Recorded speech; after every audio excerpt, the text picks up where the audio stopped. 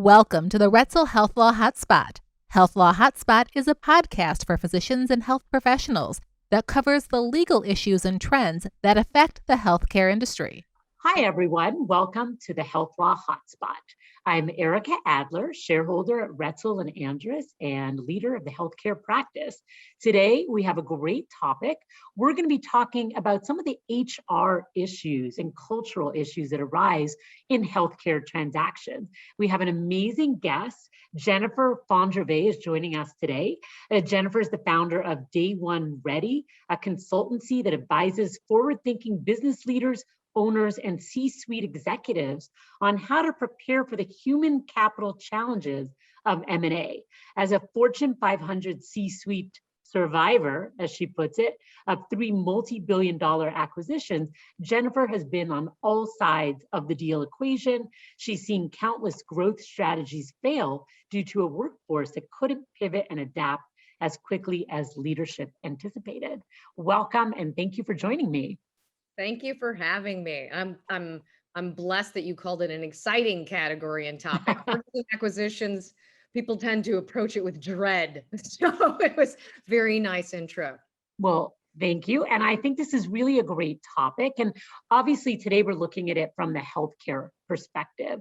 So how are these healthcare acquisitions and sales that are going on, these mergers, what is the human capital cost? And, one of the things that got you and I started talking on this was that I very often feel like people jump into these transactions. They really don't think about what it's going to be like to work for the buyer after the deal takes place. And the buyer doesn't spend enough time kind of thinking about, have we thought about these issues well enough before doing the deal? And I know you've seen some failures occur. So maybe just give us a little bit of insight on kind of what your experience has been and what you think of this topic. Well, and it's interesting, Erica, and we talked about this a little when we were together. With 2020, the number of mergers and acquisitions happening in the healthcare space, it's the number one business segment right now that's going through M&A deals. And what I've seen, and I'm sure you've experienced it as well, is particularly with family practices, right? Doctors, dentists, veterinarians, the groups that I have worked with, it can be very hard when you've built your legacy around this business, and now you're deciding whether you align with another company, whether you are acquired by a private equity. And exactly as you said, you need to be smart as a seller about who it is you're getting in bed with and how that dynamic's going to play. Too often what I see is there isn't enough discussion around what's that desired future state, and do you both agree on what that desired future state is and how you're going to operate. And that can be a rude awakening post the deal, when suddenly decisions that you made that you thought you could still make that now are no longer yours, how your employees are treated in terms of payout. There's a multitude of things. I don't want to bore you with the whole list, but it's just exactly as you said. Right. There are a number of aspects that need to be considered before you sign the deal. And this is not to say that M&A is bad. I am actually pro M&A, but I think there's too often that human capital piece that isn't discussed. And that's where you see a lot of the trouble occur. Right. And I absolutely agree. And, from the legal perspective, when I'm looking at these transaction documents, I am saying, when I'm representing the seller, what do you think it's going to look like? What say do you want over the hiring and firing, your own schedule, how many hours a week you're really working, what you're doing, so sometimes, like I was talking with a doctor today, and after being acquired, she's going to be required to do 32 clinical hours a week. And I said to her, do you do 32 clinical hours? Well, no, I spend time, coordinating care, and I spend time doing records. I said, but now it's going to be 32 clinical hours a week. So really need to look at the nuances and how are those hours scheduled? How many patients an hour? What services are you going to be allowed to provide or not provide? What are the hours of operation? Are they going to be looking for evening and weekend? So there's a lot of lifestyle elements. Right. And in my experience, it's the lifestyle things that really kind of turn things sour, if you don't talk and think about them ahead of time, those are really the things that people clash on. What do you mean I have to work on the weekends? Or what do you mean now I have to see more Exactly. patients an hour, right? And to your point, I said, just because you didn't discuss it doesn't mean it's not going to change. That's why it's great that you're an advisor on that, because there are way too many assumptions that are made. And exactly as you pointed out, and that can be a rude awakening when suddenly you find out, oh, this isn't what I expected. It's why I do so much work building alignment with both sides if there's a merger or one's acquiring another, so that they're equally aligned on what the desired future state is and how that's going to operate. And once you've had those discussions, and I'm in the same boat you are, have the discussions early on. Make sure that you are crystal clear on expectations. It's an interesting reality in that a lot of my new clients have been entrepreneurs or business owners who want to understand how to work with private equity, because they recognize they've been running the business, but now the metrics for success are changing, and they recognize that maybe their operating style is going to have to change. And so that's been a new part of my consulting, is now that you're working with private equity, what does that look like? What do you find some of the tensions are between the private equity and the business? And it doesn't have to be healthcare, just in general. I mean, I always find private equity is very focused on making a profit and being profitable. And it's a little bit more, geared towards the financial aspects, whereas a lot of times business owners were more maybe on the human side or the customer side. Has that been your experience? Well, I'm pleasantly surprised, and I'm happy to see that more private equity are recognizing the human side, the personnel side, while they are transactionally driven, understandably, right? They're focused on getting the deal done. I've had more private equity start to come to me and have me advise, speak to their CEOs who are about to go into a company, because in the past, unfortunately, I think they've had that reputation for just, it's purely the financials. You got to hit these marks and that's it. And that, the capital infusion is absolutely a big part of why you want to partner with private equity. Right. But what they're seeing is the benefit of equally being upfront about, here's the expectations, here's how we can help you, but here's what we expect in return. And having those conversations early on can make for a more fruitful partnership. So a lot of the advising I do when people, business owners talk to me about, so how do I work with private equity? I will say you need to prepare not only yourself, but your leadership team, or just the team around you. Maybe in the past you had casual Monday morning meetings and you just kind of went through what was going to happen during the week. Private equity is going to give you that capital infusion, but it comes with expectations of where are you hitting your numbers? How are you hitting your numbers? Right. You need to be more buttoned up as a reality of that. And so it's a different dynamic. And private equity might think, well, this is just how we always do business. But it can be, as you've highlighted, right? It can be a sudden like, oh, that's not how I've run my meetings in the past. That's not how I've thought about my numbers in the past. Well, you need to be smart about that when you go into that partnership.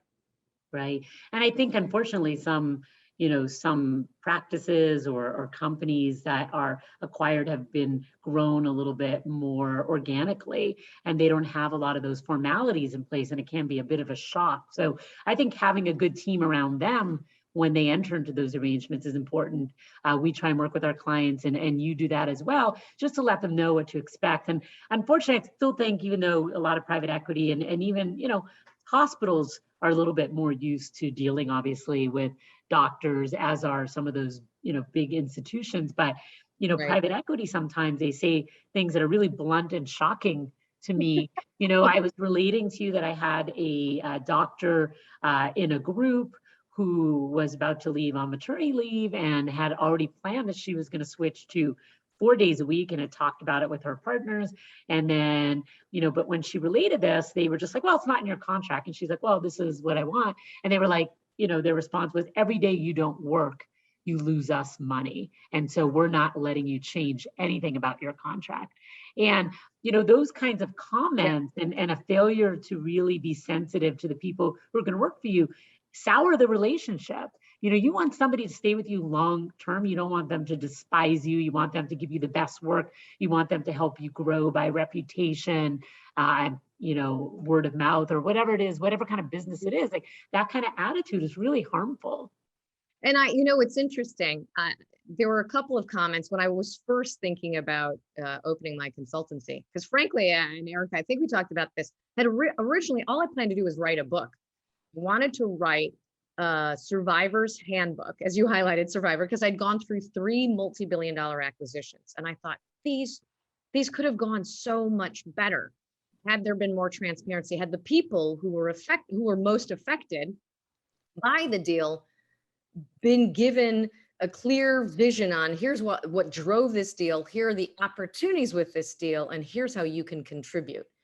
And because that people strategy, the people perspective hadn't been considered, is why time and again, at least in the deals that I experienced, they didn't achieve their valuation. And then when I interviewed 60 executives from all sides, right? CEOs, CFOs, HR leaders, middle market, each said consistently, I wish I'd paid more attention to the people part of the deal. I think that would have helped us be more successful. And exactly the point you just make. And it isn't just even private equity, but yes, I've seen they've abused this the most, is operating through fear is not a long-term strategy, right? Making people feel as though if I don't hit my numbers, then I won't get the support that I need. People don't tend to do their best work. And that was a big part of what I saw in and not only the deals I experienced, but when I interviewed, the valuations weren't realistic. And so suddenly you've got people who are having to hit numbers that are almost impossible too. Right. And that's really what drove me to write the book and to open up my consultancy, was to advise people to be smarter about that approach, both the executives as well as the people going through it. Right. And I think it's definitely a learning experience. I mean, I'm not trying to knock private equity, because I think, so many of my clients, we do so many deals with them. Some are smarter about it than others. Some are learning from experience, just like you did. And I think it's going to take a while till they really start to see themselves as partners as opposed to acquirers. And I think that's really the different way of thinking about it. When you look at some of the transactions, some of the human elements that went wrong, what are some of the things that you think, or that people related to you? You mentioned the people, but what are some of the mistakes that were made?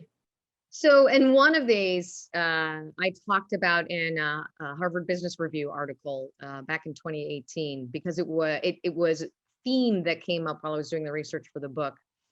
Everyone assumes there's an us versus them dynamic between our company and their company. But what is underestimate, but equally happens, there's 2 other dynamics that are at play. It's your executive leadership versus frontline leaders. And this is mid-market. Frankly, it can even happen in smaller companies where the belief is the executives got off great, right? They get the payout. They've known about this for a while, yet your employees, when they just find out about it, their typical reaction is they feel blindsided. They feel that suddenly they thought this was, we were all in this together, and now suddenly it looks like you got off really well, and now I've got twice as much work. And so there's an executive versus frontline leader dynamic that equally can undermine the success of the deal. And then the third dynamic that I've seen is who stays versus who goes. And what was fascinating to me in the research was the people who stay feel like the ones who got out get off better. And the ones who leave feel like the ones who stay got off better, right? Because the ones who are still in the company think, well, they got to leave. They're not having to deal with the chaos and the churn and the constantly changing strategies. While the people who left think, well, why didn't I get to keep my job? Well, I was actually higher than that person. How come they got to stay? And so that dynamic as well can equally be at play. And so the reason why I highlighted those dynamics in that HBR article is that's human nature. And you have to anticipate. I always say when people say, well, the deal didn't go as well because of unexpected people problems. And I say, they're not unexpected. You just have to plan for them, anticipate them. And it's why when I've been talking with private equity, who in the past would say, I love what you're doing, your message is spot on, but we can't have you in the room too early because we don't want to mess it up. And I say, I'm not there to mess it up either. But you need to have some of these discussions sooner in the process to have clear line of sight on expectations for both sides. And so you can communicate to your frontline leadership the vision of the deal in advance, or excuse me, not in advance, but you can convey the vision in a way that your frontline leaders understand where you're going, why the deal happened, and then how they can contribute. And so it's those missed opportunities, I think, that really over time can undermine the success of the deal. Right. And I think timing is so important. I mean, I know a lot of transactions we do, the seller doesn't want to tell any of their employees until the very last minute, in case it doesn't go through, and also for fear that they're going to leave. Absolutely. In healthcare transactions, if you don't keep or retain, especially the clinical related personnel, then your purchase price goes down. Your potential earnout goes down. So if they're not on board, the deal that you think you have, you don't have, right? Absolutely. Each person plays such an important role, and they're so afraid. Sometimes they don't even tell them till the morning of the deal closing, and it's scary until we get everyone kind of signed on. And I agree. You cannot tell too far in advance for all of the reasons you said. Definitely not morning of. With a lot of advisors who I've spoken to, it's that 2 to 3 week period in advance. But where I emphasize the need to focus is to be crystal clear on what that announcement is, what drove the deal, what are the opportunities, and to look at it from, get into the shoes of the people who you are announcing this to. You've maybe lived this for a while, or you've been thinking about it for a while. Then it took a while for the deal to happen, but it's certainly been information you've known for a while.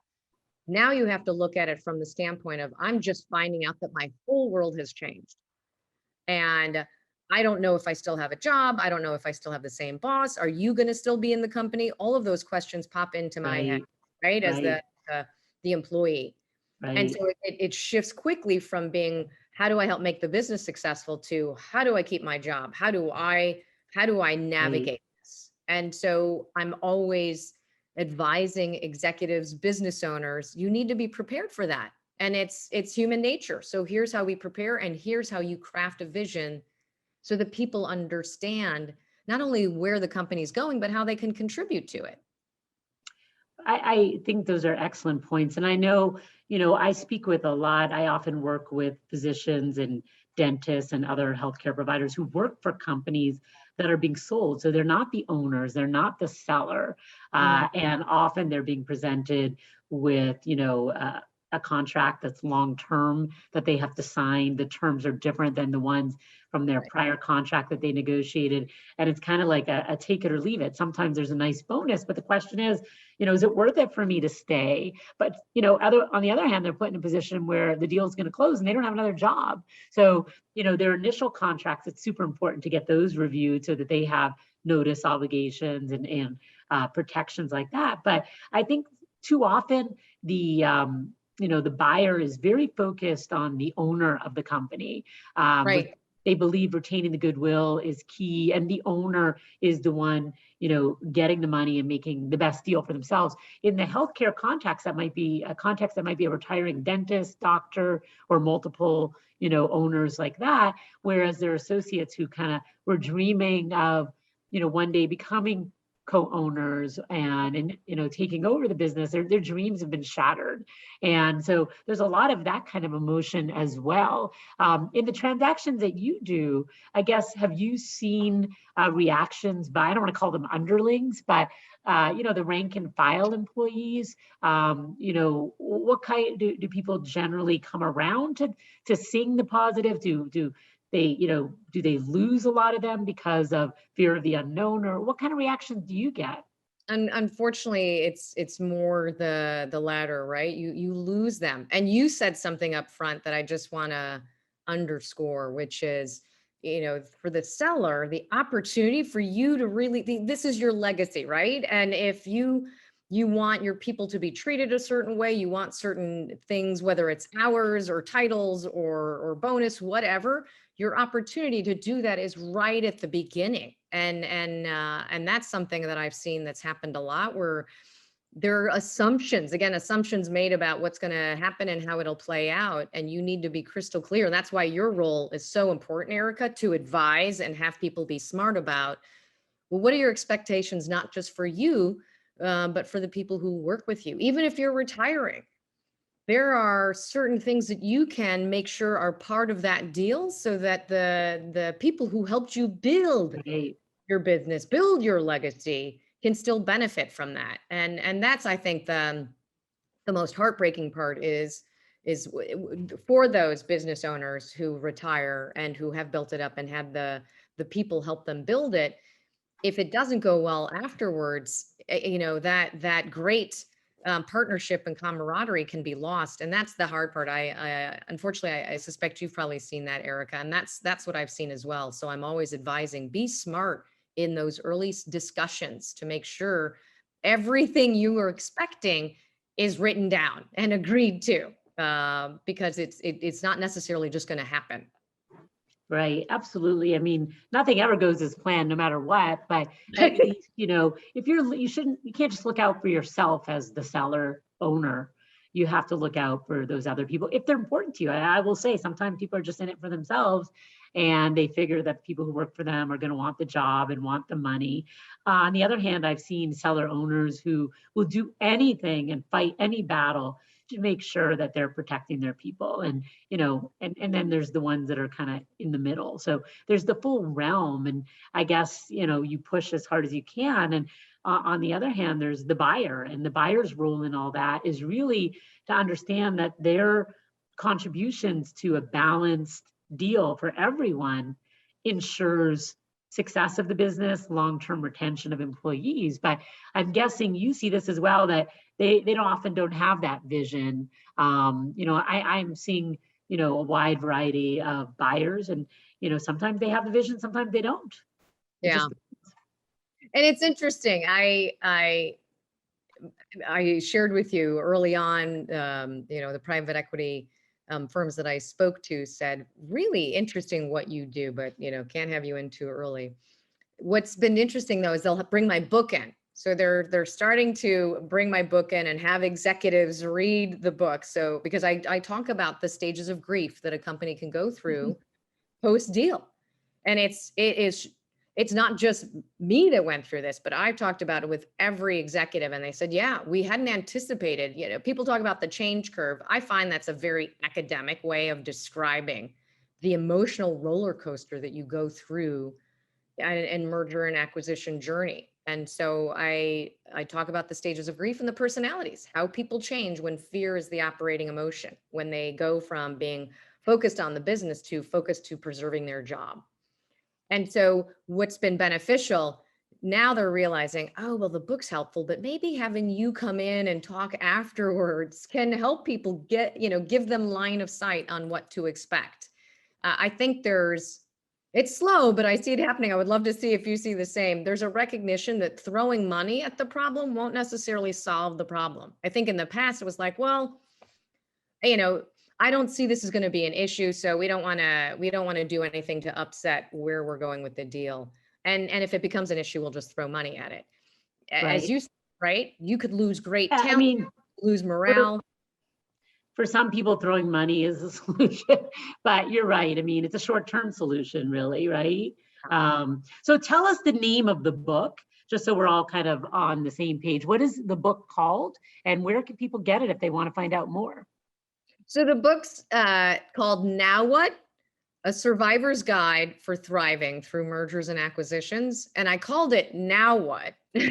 Because I felt like, particularly in my very first acquisition experience, I'd have one of my reports coming into my office and going, you won't believe it, but the strategy's changed, or so-and-so left, or whatever. And I'd be like, really, now what? And so when I was trying to think of a book title, and my illustrator is the one who said, well, that would be a great name for a book. Now what? And it really, the intent of the book, the people who I wrote it for are those people who aren't in the room when the deal is made, but who are burdened with the execution. That's who I wrote it for. But what I have found is that executives, business owners, um, even private equity have equally found it valuable because it gives a clear line of sight on what to expect, a transparent view on what an organization goes through, the personalities, as well as then how to thrive, right? That's the focus of the book. I want M&A to be more successful. I want business owners, the healthcare space in particular, given what it's going through, to be successful in making that deal good for both sides. And you can buy it on Amazon, Barnes and Noble, Target. I also just came out with an Audible. So if you don't like to read, but you like to listen, I love that. I've Well, equally done the Audible version. and we'll include a link when we kind of share this podcast as well, so everybody can see that. So now that you've written the book and you've kind of been out there, is there anything that you think you would change about the advice you gave, or anything that you're seeing a change in what's going on, and maybe, the way people are handling M&A has been modified since you first went through your transactions? So I would say, and it came through my own personal evolution, my own personal journey. When the very first sample chapter that I wrote for my book, it was like a vendetta. I was literally, getting out all of the demons for that had plagued me during my M&A experience. And I would say particularly after the interviews that I had done, and now that I've been working in this space, mergers and acquisition can be a legitimate growth strategy. That 70-90% failure rate, I think, gives people a tendency to think, oh, I don't want to work with private equity. This will never be good. It can be. But the work that I do is to make sure you are eyes wide open, not just, talking to an accountant and a lawyer or even a biz dev, but equally talking to a human capital advisor. I'm one of many. I tend to be the exotic bird because I survived 3 and now want to advise, but getting that advice up front is invaluable. Your merger or acquisition can be successful, but you need to be smart going in. And so I would say what has changed for me was really the perspective that M&A can be a viable path. And it's more just the responsibility is yours to get to not only get paid well if you're selling, but equally to think about what's the legacy I want to leave and how do I create that as I go into partnership, whether it's private equity or another company. I think that's great advice. And, obviously in healthcare, we spend a lot of our time doing M&A. It's been a tremendous year in 2021, just the number of transactions, veterinary, dental, medical practices, it's been, I've been practicing almost 25 years. I've never seen this volume of deals. And some of them are hospitals, some are practices buying other practices. A lot of it is private equity. And you're right. I mean, it's an ever-changing environment. And I anticipate we're going to continue to see, more and more such transactions. And it's, I haven't really seen any of those fail so far for the most part. So we're looking pretty good. Sometimes we undo them, but very rarely. So I expect we'll continue to see more. And this is all really great advice. For those of you who are thinking of selling, pick up Jennifer's book and get an idea of some of the things you should be thinking of. And hopefully we've got some buyers out there who maybe could do a better job in, the human capital part of those transactions and make it a much more pleasant experience both before and after the transaction for the people that are working for them, right? And that's really the goal. Right. And really, Erica, just applause to you, because I think the role that you play is so crucial for sellers to be smart. So it's been a pleasure to be on your show, because we're very like-minded in what the opportunities are in this space. Well, I appreciate you having you here, and I think this is great advice. Any parting words you want to share?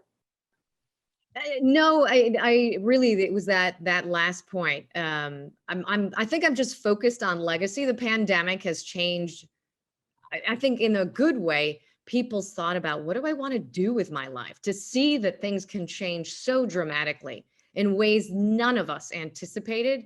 And so I focus a lot on legacy. What's the mark you want to leave? And be smart how you think about it. And that's why I say M&A is viable rather than seeing some of these businesses that are in duress, you know, disappear. Always my hope is that those businesses can stay vibrant. And so, I'd say think about your legacy and consider M&A, but be smart as you go into it. Great advice. Well, thank you, Jennifer Fondrevay, for joining us today. And maybe we'll have you back in the future and find out what you're up to. And thank all of you for joining us on the Health Law Hotspot. And we'll see you here next time. You can find out more about us at ralaw.com and also view our other podcasts there as well. Thanks, everyone, for joining us. Bye-bye. Bye. The Retzel Health Law Hotspot is made available by the firm and its attorneys for educational purposes and to provide general information, not to provide specific legal advice. Use of the Retzel Health Law Hotspot does not create an attorney-client relationship between you and the firm or any of its attorneys. The Retzel Health Law Hotspot should not be used as a substitute for competent legal advice, and you should contact an attorney in your state about any legal needs or questions you may have.